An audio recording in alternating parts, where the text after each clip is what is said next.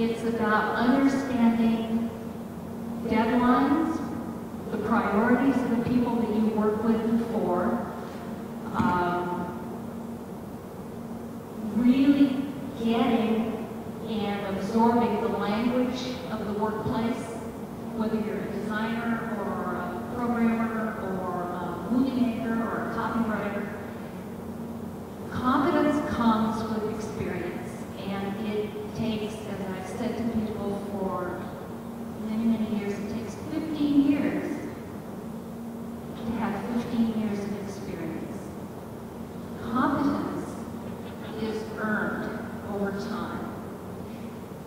So what you learned in school, or what you learned instead of going to school, is how to think.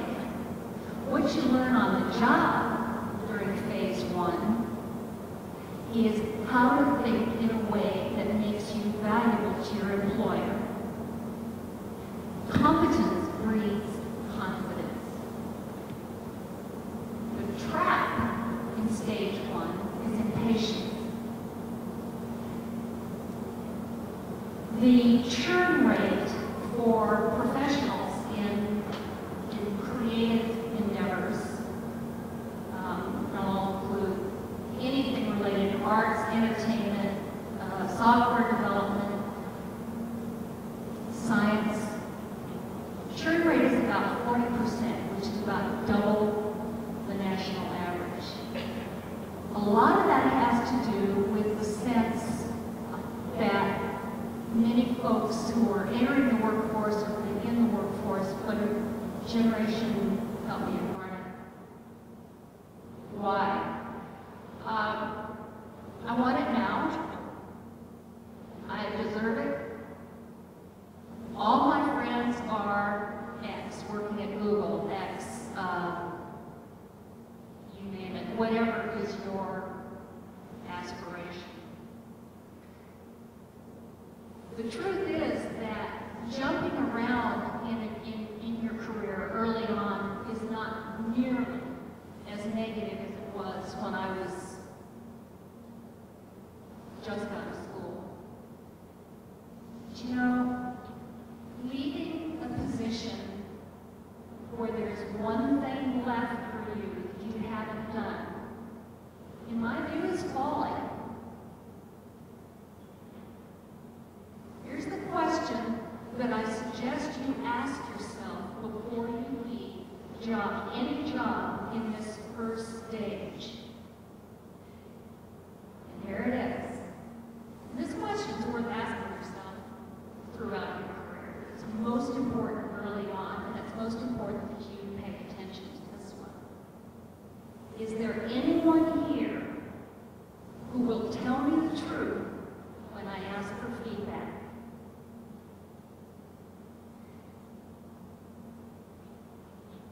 Crucial. One, most bosses hate to give feedback. Really don't like it, not prepared for it, don't know how to respond. So honesty in terms of feedback is rare enough. Even rarer than that is an employee who will ask for it. If you want to know how you're doing, and if you want to know where your strengths are and what you can do to be even better, ask.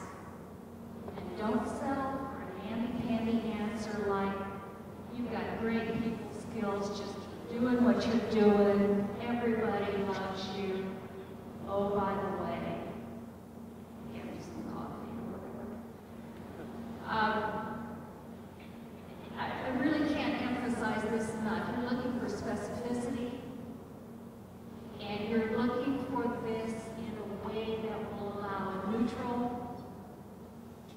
open conversation to happen. Don't ambush your boss or a senior person in the company out of the blue and do this. Arrange a time that you can sit down and say, I'd like to know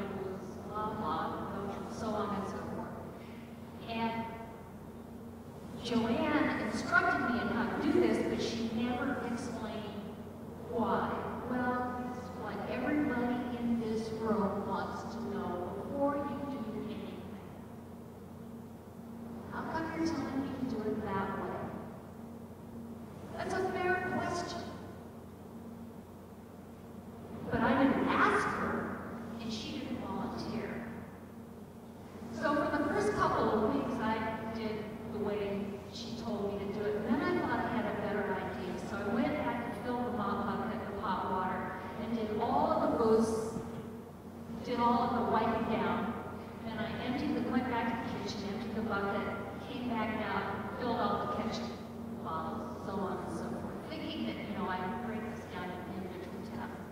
Joanne marched over to me.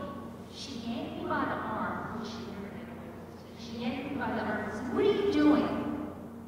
I said, "I'm cleaning the station." She said, "You know how to do this, and I'm not going to explain it again.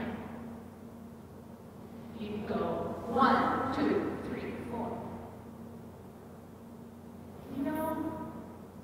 I was enraged. Now, this is one of the jobs I was asked to be. But I've never forgotten that. She ran the tightest ship I have ever seen. And it's only within the last, 10 years or so, I realized as a business owner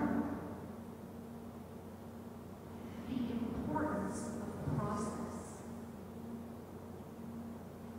Small companies often don't have it. This is where you can contribute. Big companies are masters at it, and that's where they freeze in concrete. So if you have an opportunity to have some big company experience, absorb all the process and procedure you can, and then it seems the right thing for you to do, move to a small company and figure out how to make things work more efficiently. All right, stage 2. Your goal here is judgment, and judgment means a couple of things. Judgment in a work setting, from my view, means understanding organizational politics and understanding the consequences of your decisions.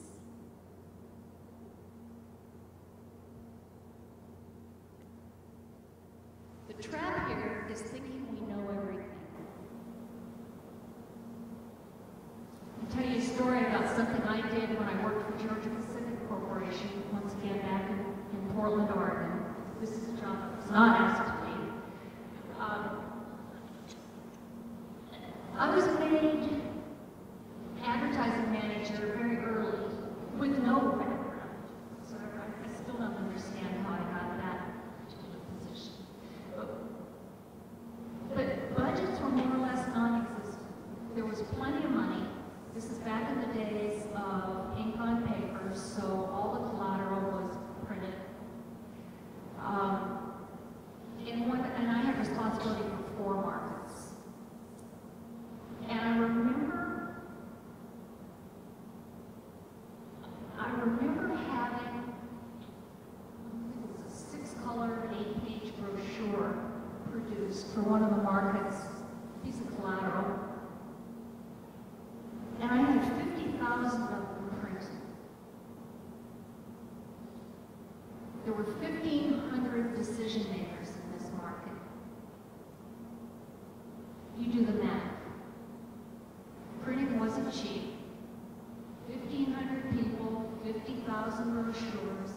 Stuff went into the garbage can. My boss said, "Why did you order so many of those?" I could not admit to him that my counterpart, who was responsible for consumer markets, did press runs of 25, 50, 75, and 100,000 day after day. I didn't know any better. So I just took the cue from his book. I had no judgment, nothing to compare any of this to. But I thought I was pretty smart because I had the title of advertising manager. I'll give you one other example of some lack of judgment, and I learned a lot from this situation. Unfortunately, not enough to not repeat it. The pre-production manager was a guy named Ted. He had a drinking problem. He would come into work reeking. Every job of mine that he did, he messed up. Bad. He'd either have to go back on press or,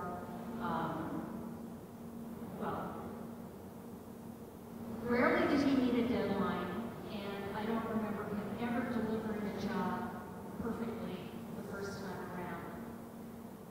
One day, my temper has been my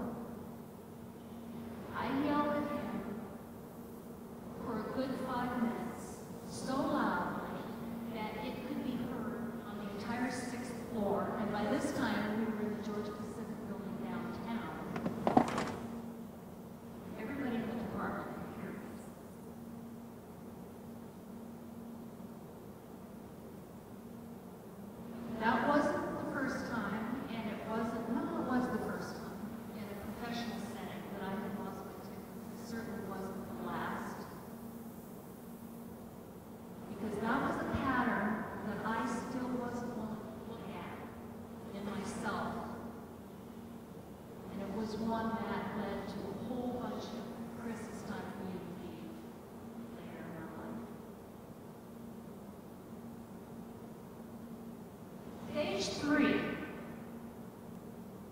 goal here is influence. In my view, this is the most fun part of a career. What happens here is you're playing at a higher level, bigger stage. People you don't know ask for your opinion. You have an opportunity to influence things and to make things happen with a phone call or two. You meet people that you wouldn't otherwise have an opportunity to meet.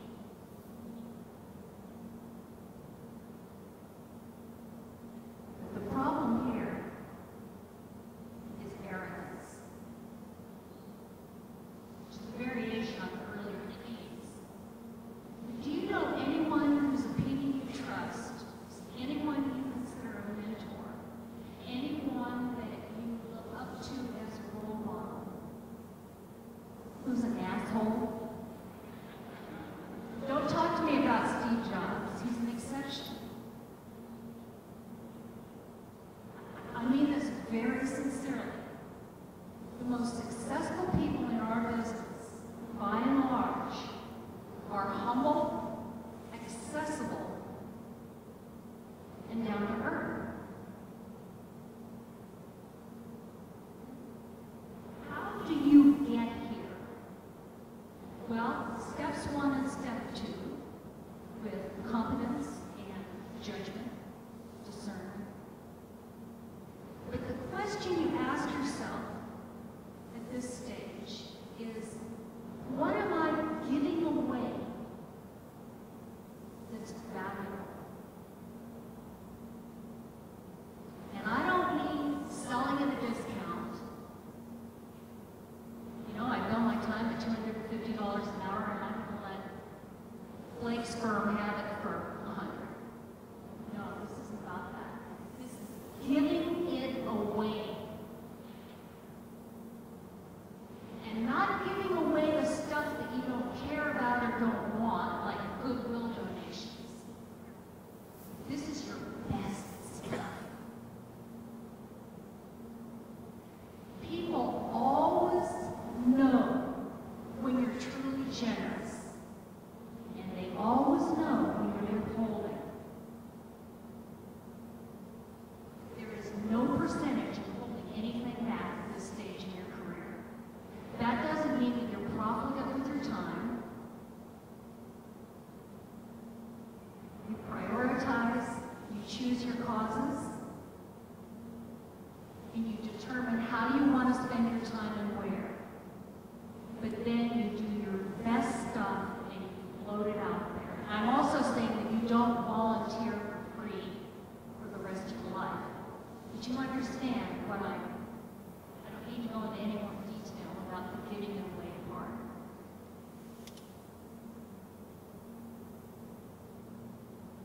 One example of this in my own life, four or five years ago, I did a workshop in Ireland, Belfast, for entrepreneurs who want to import their technology in the United States. It was a great couple of days. And these people were just so hungry for information and so responsive. But I was really taken aback when, after the workshop was over, 3 or 4 of them came up to me and asked my advice about corporate structure, import-export rules and regulations, establishing third-party relationships with brokers and distributors.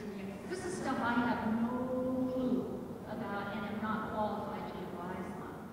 But I was really touched that they saw me as someone they could ask about because they appreciated the time that we'd spent together in the workshop.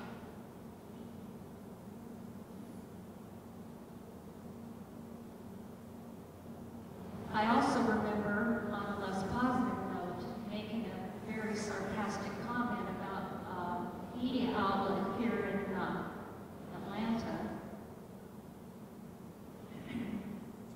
And when an opportunity came up for a profile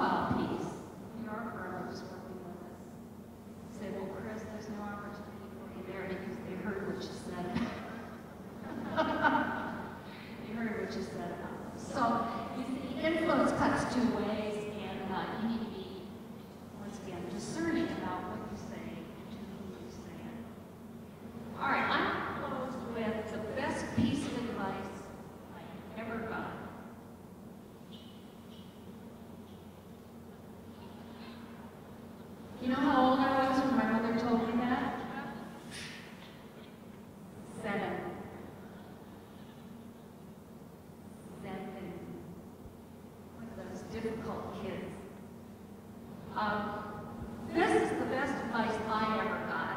Now, you're going to have your own best advice. But when all is said and done, the best way for a troublemaker or a creative person, and they are not necessarily interchangeable, to survive and thrive in a career that you love, is to focus on doing your best work and learning something new every single day. Control your temper, and assume that you can learn something valuable from everybody in the room. You don't have to stay there forever, but give it a fair shot. Tell the truth and learn when to say nothing. That might be the hardest part. That wraps up as far as I'm concerned. I'm open to questions, so let's give a round of applause first for Chris.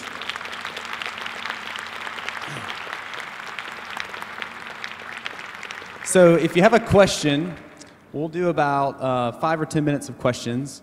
Raise your hand. I will run a microphone out to you. We want to capture your question on the mic so the video has it. Way in the back, there's a question. Well, Chris, you call on whoever you want. Okay. Thanks for being so far away. Sure. Okay, this is weird. Thank you for your talk today. It was great and perfect. My question is kind of personal. How do you deal with your anger? Because I have a temper, and it's hard to control it sometimes, so. God, it's a delay. we going to do full disclosure here?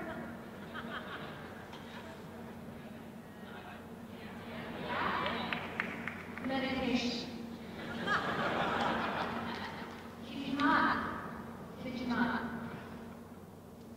First Prozac and then endure thing. I got so furious, the guy who bought the lawyer, who bought our house in Portland, Oregon, and we were transferring here to Atlanta, that I threw him off the front porch and he sued me for assault and battery. That's an anger problem. That's my answer to you. If your issue isn't quite DC,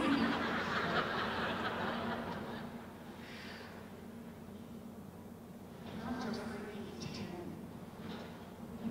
10. You just have to wait a minute and not react.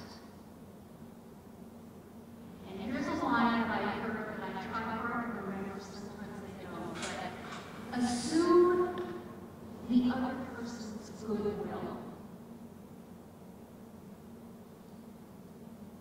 That's the best answer I can give you right now. Yes, sure.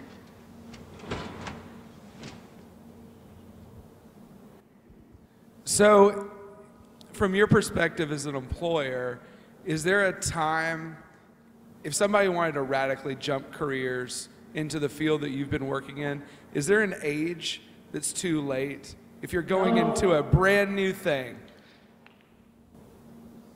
No. There's an attitude and there's probably a set of skills, curiosity and willingness to listen and a willingness to do whatever it takes. Mop the floor, answer the phones, lick the envelopes. That's really it. You know, willingness to do, willingness to learn, and just insatiable curiosity. But now age, more and more, age is not relevant. Either too young or too old. 14% of Google employees have no college education. They're starting at the age of 16, 17. Yeah, next question. Yes.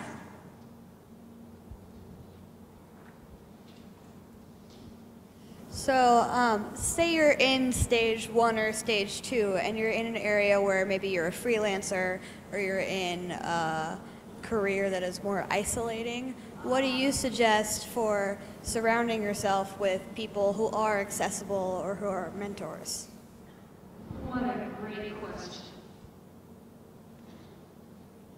She's just identified one of the biggest difficulties for those of us in creative careers. You need to get out. Perfect. This is the best thing that has happened to the Atlanta creative community in 30 years. It really is. It really is. So you know what has to be done. Just keep doing it. And ask lots of questions. Okay. Next.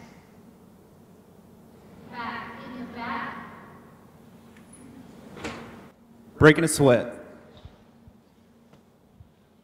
Hi, Chris. Thank you for coming to Atlanta to share. Last time I was here, I asked a fastball question about African Americans representation, not just in the creative community, but just like in ad agencies. So just in sticking with the theme, I have another rebel question.